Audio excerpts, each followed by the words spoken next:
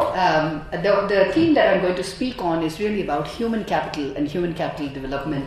And it's kind of so interesting that from the word go this morning, every single speaker has latent in their presentation assumptions about human and human capital development.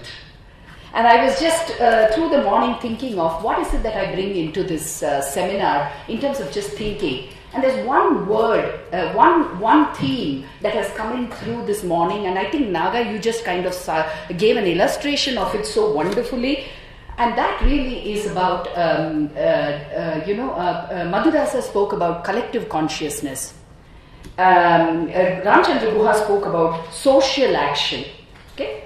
And Naga actually spoke about the power of the collective to actually be able to negotiate markets.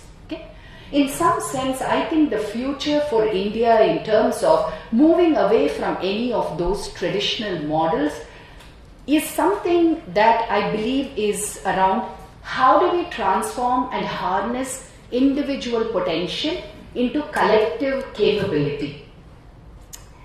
And this collective capability, and the assumption is that every single individual should be able to contribute to transform. No. We all know we know that no more than 20 to 25% of high performers anywhere can actually move the performance of the average quite substantially.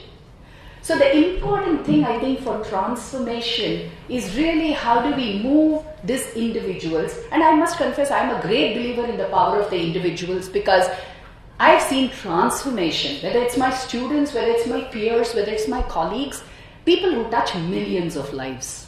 Yeah. So the question for me is that how then do we build collective capability?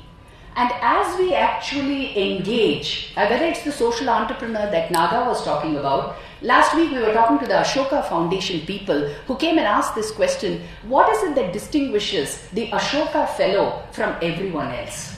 Yeah. And it's interesting that the person who was speaking to us basically said, in whatever work I have done, there are only three things that matter. One, is there a purpose that is so compelling, a problem so impossible for a single individual to crack that it needs that kind of an integrated thinking? The second dimension, are there so many stakeholders who are so fragmented that their self-interest is actually killing themselves? Then does that lend an opportunity for collaboration of the different stakeholders? And finally, and this I think is probably the future for Indian young people when you're thinking, is how do we teach people systemic thinking? I mean, we don't talk about systemic, we talk systematic, okay? And with due respect to all the engineers I work with, I think the deep need today in this country is not more engineers. It is for design thinking, systemic, integrated thinking engineers. Because every single scientific problem in this country today requires ways of thinking which are not analytical, which are not predictable, which are not forecasting, which are not in the model of planning, execution, important. But that's not where we start. We actually are looking at what's the solution that is needed. What's the scenario that I can envisage? What are the alternatives that may not exist? Now that to my mind is something which is going to be integral in the human capital development process, where I believe today that we are singularly weak as a nation. It doesn't mean that we don't have the capacity, it is just that the nature of the way we get socialized to risk, to learning, everything is about being fed instead of being seeking. Okay? I was also kind of looking at Ram's proposed model, and then I wondered what are the four dimensions that will transform, and really I was thinking about your dharma capitalism and asked, saying from a collective human capability perspective, what is it? I think the first building block of that will be equality in access and opportunity. I think whatever Naga has, and I'm just going to use Naga's illustration because it was so powerful, in the sense that do people, I mean, so many people don't have access to internet, but we think as if Google drives the lives. Okay? I mean, have we lost it here? that we've even forgotten that people don't have access, that people don't have opportunity. And what do each one of us sit in this room? And I think one of the challenges today is the fact that people who have opportunities are not making opportunities for the others because they are worried that their opportunities will cease. And I wonder whether that restrictive thinking could actually contribute to copying the West, primarily because we know it has worked elsewhere. Little do we realize, does what work for others work for me? And I don't think we are asking that question. The second dimension that I believe is that forget about sustainability. Even more important is this question of human dignity and respect. Do we understand? Do we know what to do about it? And do we know how to harness it? How do we treat others? Yeah? And Jose is one person who constantly will, at the end of his class, will put up this website where he says, please make donations for pension for your people who work in your home.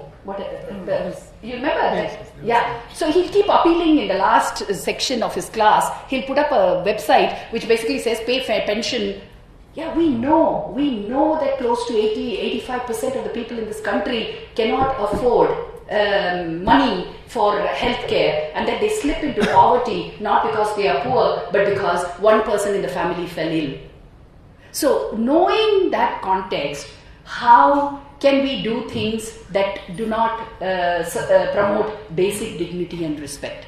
How do we treat the people who occupy positions which are critical for your success but may not be same status as you? And that's a great indication of the kind of society we will build.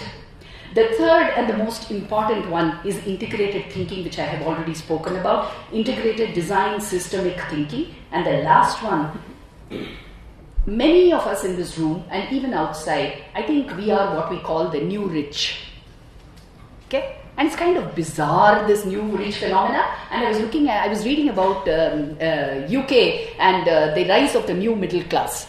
And it's an irony that middle class that grows has actually come from poverty. So in a way, even when you have plenty, you think poor. I wonder whether India's middle class story that is so hyped is a human capital story of a consciousness that has plenty but is actually thinking poor. Okay? How do we do that and build is probably our biggest question.